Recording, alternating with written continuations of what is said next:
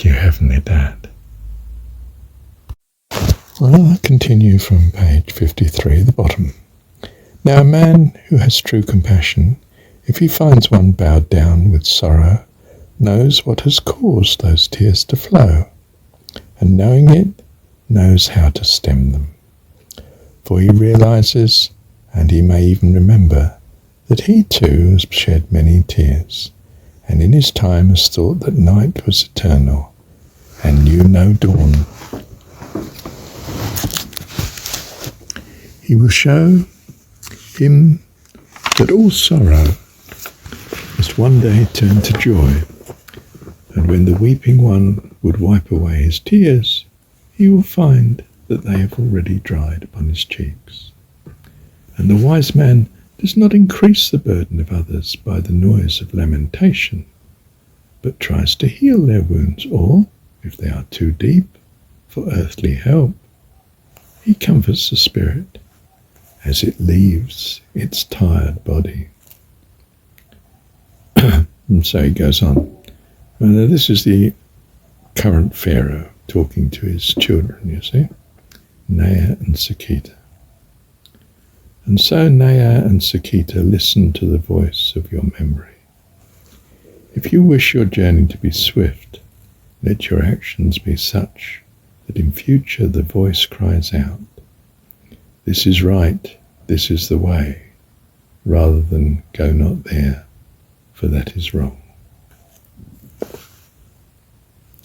But few there are on the long journey who do not often leave the right path.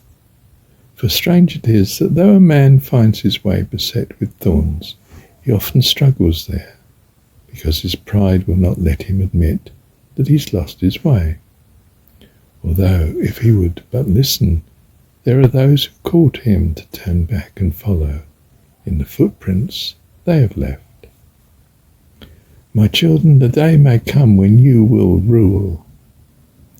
Always remember that all in your country, and all people of the many races and colours that dwell on the earth, be they friend or enemy, equals or slaves, all are fellow travellers on the same long journey, and one day they shall be with you in that great brotherhood to which all must attain.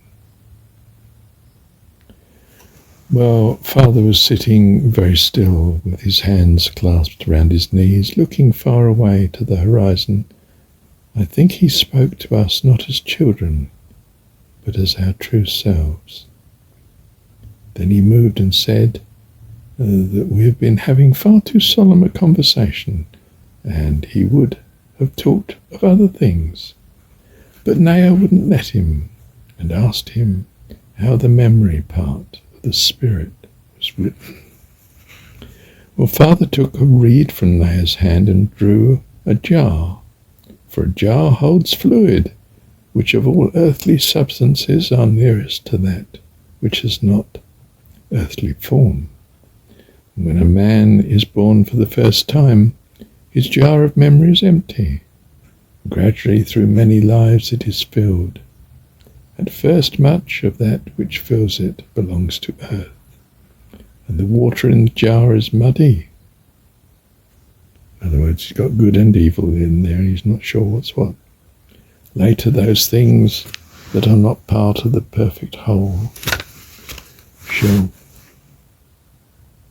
still cloud the now clearer water of the jar. But when the spirit is cleansed of earth, and has gained all experience, the muddy water will be clear, and it will be as if the jar were filled with liquid light. And it is called Mayat. I would say Mart, but anyway, M-A-A-T, truth. In other words, truth. For truth is those burnished qualities that remain after the spirit has freed itself from earth and can take passage in the boat of time.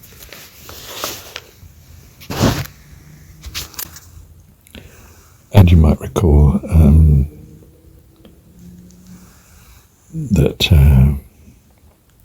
the pharaoh is thought of as travelling in the boat from night until the next dawning, and that's why the body is kept for him. It's preserved, it's mummified, anointed with oils. It's the anointed, the Christ, the embalmed one, the body waiting for his return. You wouldn't expect him to return to the same body, but still it's something of that in the Egyptian understanding. But the boat is that which carries you through the dark night to the next day. And the teaching is further later in the book that when you sleep at night, you're in fact instructed in I suppose what we would call the astral world, and you come refreshed in the morning and rejuvenated, and it's good to remember what was in the dreams if you can train yourself to do so. And you come back each day. So in a sense you could see each day as a reincarnation. You come back to the same body in that case, don't you? Now, we're talking about, we're supposedly talking about ancient Egypt here, but it would be the philosophy or theology, whatever you like to call it, of North Africa, Green Sahara.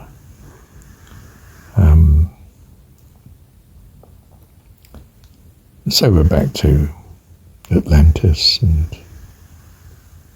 prior to that one would be thinking of Lemuria and so on and so forth, back in time. It's it's meant to be the eternal wisdom, you see. And that's how these things link up. And that's what Pythagoras was onto, having, in the story at least, been in Egypt. When Egypt opened up to the rest of the world, whenever it was, 650 or something BC. And he spent 20 years there, then went on to Persia, and back to Greece, so the story runs. And it's probably historicity by now, not history, but and he sets up. We like to have a single person, don't we, to identify? But he sets up, he's symbolic of setting up the mystery cults in Greece.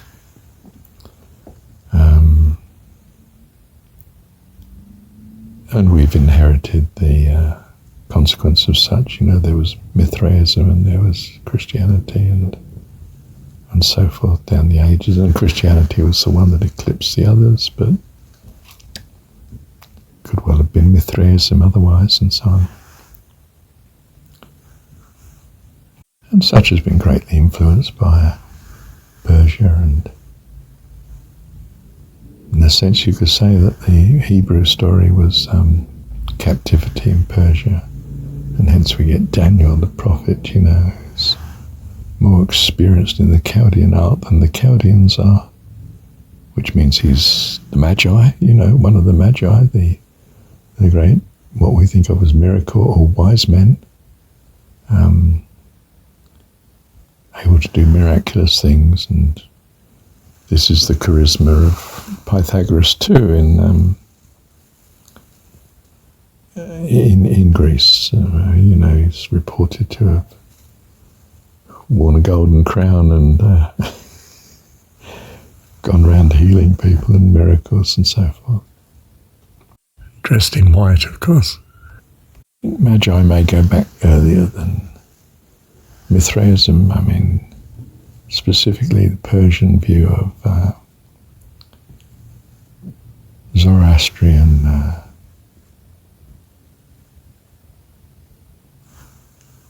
Well, I think the Titans, really. The Titans were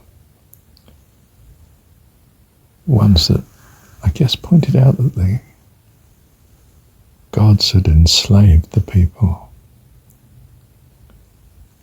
And the Titans waged war with the gods. For man's sake, you perhaps realize the parallel in Jesus being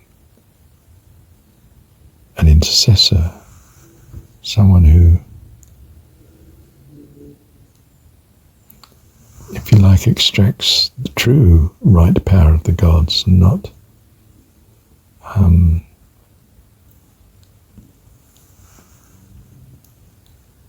the parasitical nature that hierarchies tend to gravitate towards in their fallen state. And the Persian then is the one who flees from Eden, Egypt, and wanders all the earth anti-clockwise. Well, not particularly. I mean, well, unless you include reaching out first to China and so on as well. And that the branch of the Persians that we see as Scythians, which were Central Steppe people,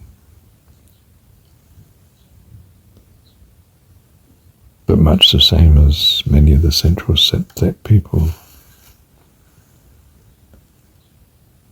tribes, seek and wander,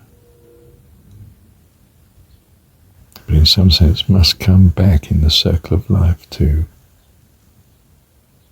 what they left, which was Eden and the garden.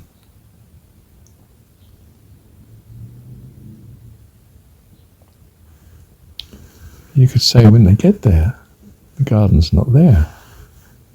I mean, simplistically, Atlantis is gone, swept away in a flood.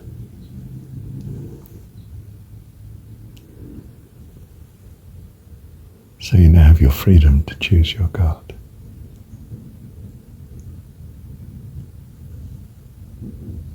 And what do you find you choose?